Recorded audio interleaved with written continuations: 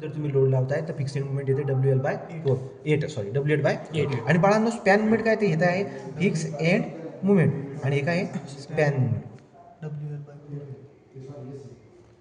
Movement. Span moment काय असतं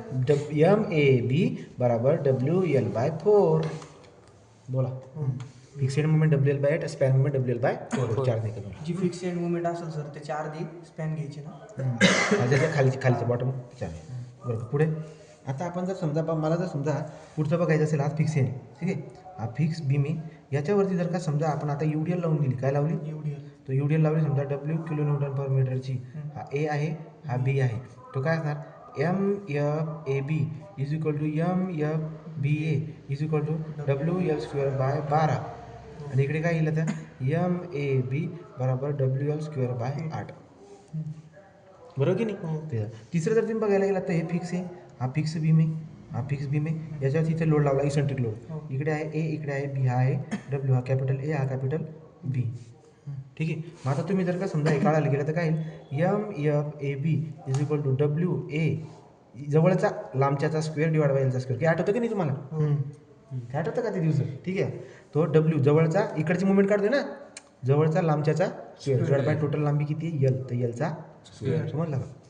जर तुम्हाला आता MFBA काढायचं असेल तुम्ही म्हणणार की इथे तर दोघं साईडची मुवमेंट सारखी होती इथे दोघं साईडची मुवमेंट सारखी होती पण इथे इकडची मुवमेंट आणि इकडची मुवमेंट वेगवेगळी दिसायला भेटते ओके का. म्हणजे काय MFBA इज इक्वल टू काय येईल बरं इथं W जवळचा B Aचा स्क्वेअर डिवाइड बाय Lचा स्क्वेअर ओके का. तर या पद्धतीने आहे. आता पलीकडे जर तुम्ही बघायला गेला तर तुमच्या लक्षामध्ये काय लिहिते स्पॅन मुवमेंट काय MAB is equal to WAB/L या पद्धतीने तीन मुवमेंट आपल्या आहेत. एनीबडी डाऊट रे मला लावायचं आता अप्लाइड स्लोप डिप्लेशन इक्वेशन पुढचं काय स्टेप पुढं अप्लाइड स्लोप डिप्लेशन पण बाळांनो दम मारा आता मी तुम्हाला उदाहरण घ्यायचं आहे याचं बेसिक सांगितलं काय सांगितलं बरं स्लोप डिप्लेशन इक्वेशन मध्ये बेसिक काय काय लागतं सर पहिले fix end movement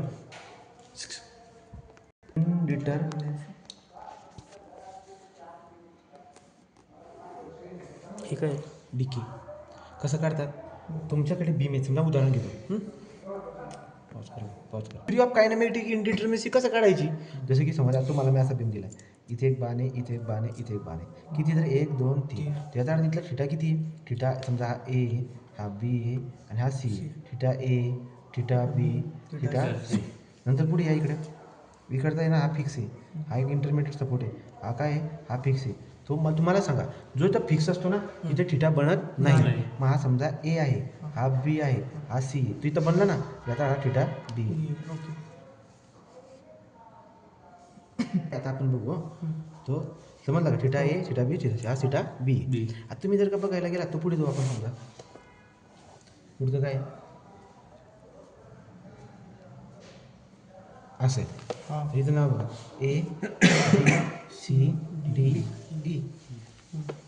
theta B theta C theta B आता बघा थिटा B